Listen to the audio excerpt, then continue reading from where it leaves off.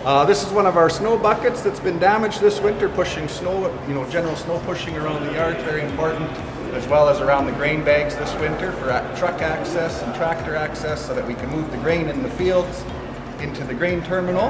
The boys here are doing some fab work, repairing this bucket. They're going to be doing some welding and using our cutting torch as well to make the pieces fit perfectly.